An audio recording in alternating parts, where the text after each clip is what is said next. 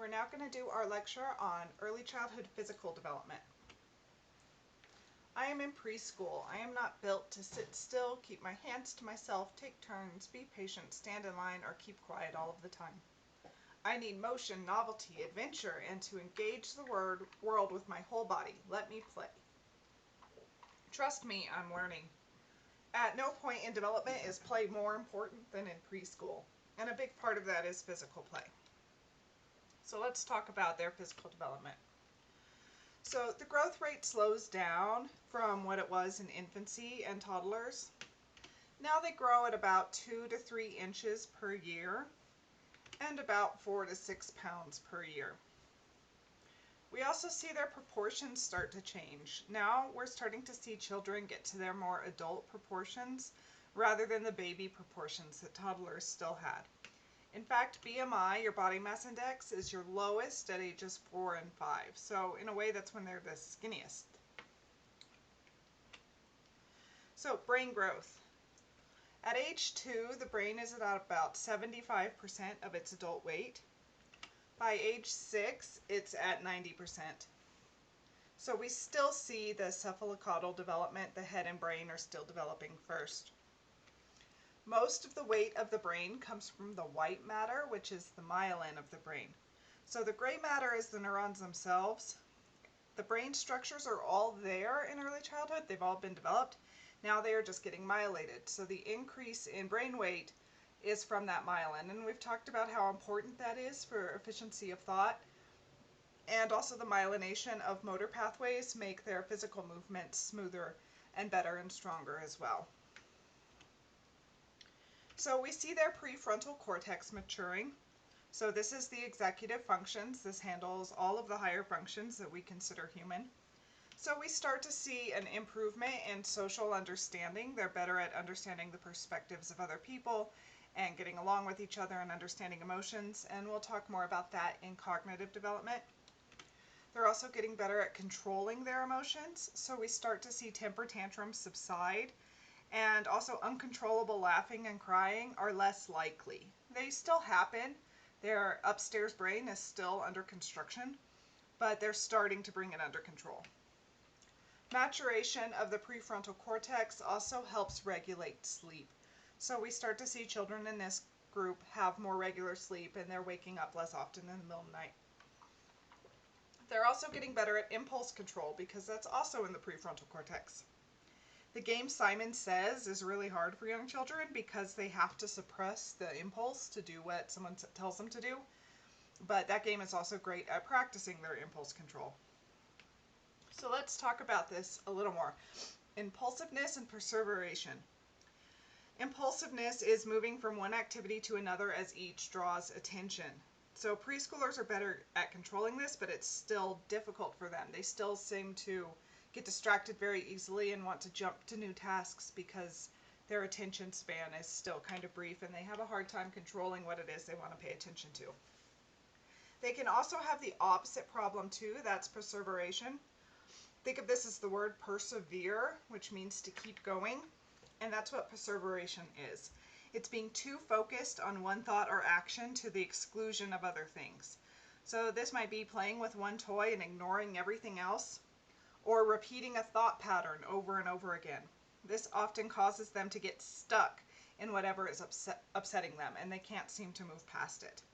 So both of these problems, impulsiveness and perseveration, need the ability to regulate your own attention.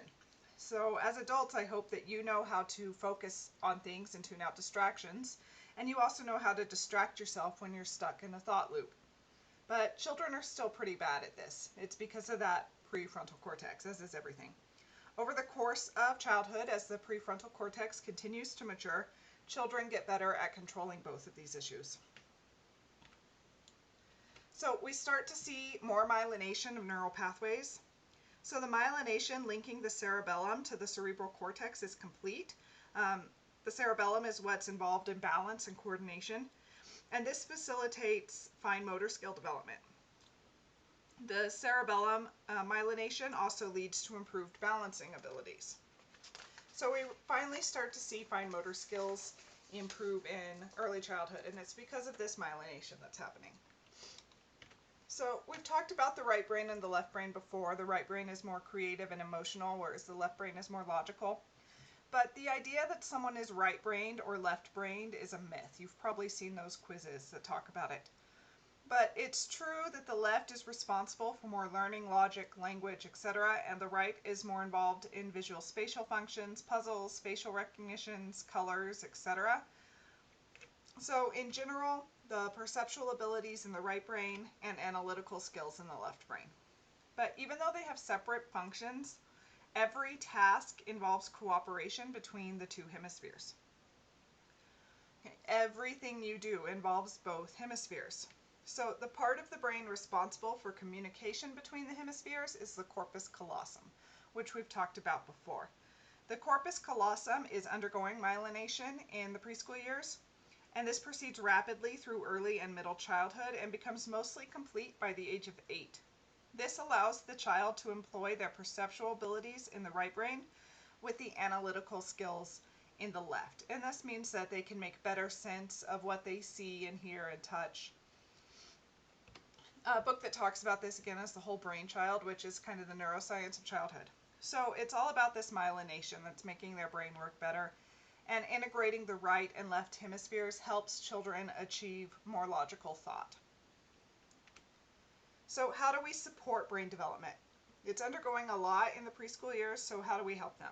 Well, proper nutrition is key, as always. The brain can't grow if it's not getting what it needs. So you need to make sure that preschoolers are getting a healthy diet. They need physical activity.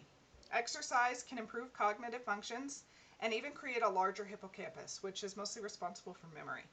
This is true in any age group. An active body helps the brain be healthy. People who are active in their 30s are less likely to have dementia later in life. So this is true throughout the lifespan. Physical activity helps the brain. Children need to move, not just for healthy bodies. So if you want children to be smarter, so to speak, you can't just sit them in a classroom and make them hold still and pay attention all day. Their bodies need to move in order for their brains to work at their optimal level. Kids need novel experiences. They need to be exposed to new things and new ideas. This helps stimulate the brain and create more neural connections. They can't learn if they never experience new things that challenge what they already know. And we need to help them avoid stress. And by stress, I mean chronic stress, not the everyday stressful issues. Constant stress, stuff that's going on all the time, that stress that might be caused due to poverty or other like abusive situations. Constant stress releases cortisol in the brain all the time, and that cortisol over time can damage the brain and reduce cognitive functions. Think about it. How well do you think when you're stressed? Is your brain working at its best when you're stressed out? So we need to help children avoid that stress level to get optimal brain growth. So now let's talk about motor development. So gross motor skills. These are the big movements: running, jumping, throwing. They tend to learn these skills by teaching themselves and watching other children do them. So some examples of milestones is they can usually balance on one foot about the age of 3. They can walk upstairs one foot after the other like adults do at 3 or 4. They can pedal a tricycle at 4 or 5. So think about these. A lot of these tasks also involve coordination of the two halves of the brain. So that myelination of the corpus callosum is also helping them with these physical tasks. Are there gender differences in gross motor skills in preschoolers? Not really. Girls may be a little better at balance and precision movements. Boys may be a little better at throwing and kicking, but individual differences are greater than gender differences. And motivation and practice are important. Kids are going to get better at the things they want to do and the things that they practice doing. So rough and tumble play. Children this age have a hard time sitting still. They need to play and move almost constantly. So rough and tumble play is healthy. It's not aggressive. It's not fighting. It is a form of play. It could be running, chasing, wrestling. They're usually laughing, making faces, or maybe even hitting each other with an open hand, but not very hard. This helps develop physical and social skills, and we see this type of play around the world in both boys and girls, and it's a healthy form of play, and children should be allowed to do it, both boys and girls. So what about fine motor skills? Well, we're finally starting to see them develop in preschool. So remember, these are the small muscles used for coordination and manipulation. So these are the tasks that involve dexterity. So drawing or painting, doing buttons, zippers, tying a shoelace, stacking blocks is a form of this.